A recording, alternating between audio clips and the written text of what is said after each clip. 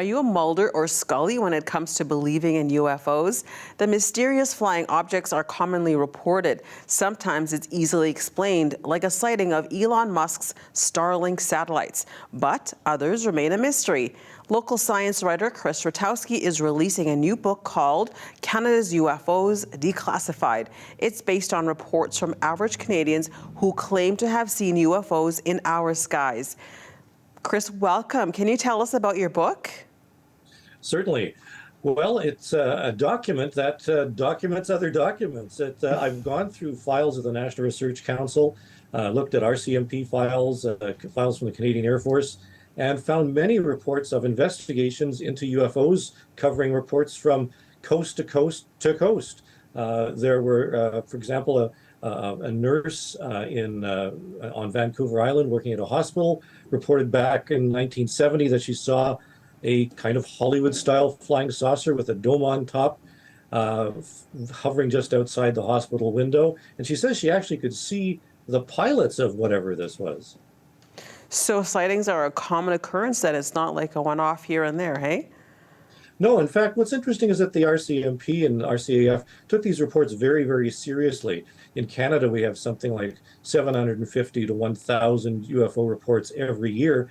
And my new book documents how over the past 50 years or so, the reports were taken not only seriously, but investigated in very great detail.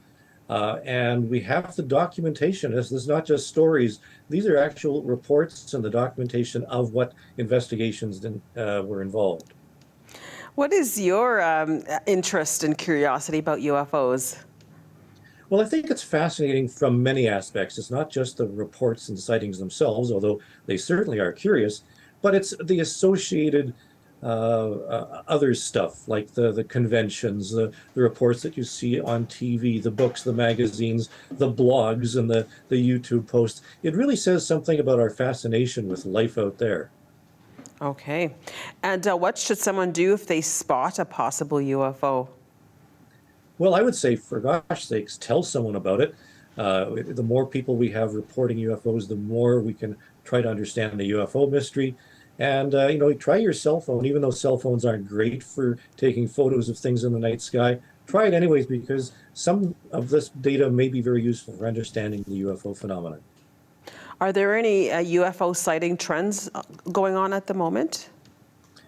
There are some trends in that the classic Hollywood-style flying saucer seems to be gone from the literature. We went through a period of triangles, and now it's more of a light in the sky, an amorphous blob, even the so-called tic-tac that some American pilots believe they've seen. So the trends come and go, but overall, the sightings remain constant. Okay, well, I can't wait to look into your book and check it out for myself. Chris Rutkowski is the author of Canada's UFOs Declassified. His book launch is happening tomorrow at 7 p.m. at McNally Robinson at Grant Park.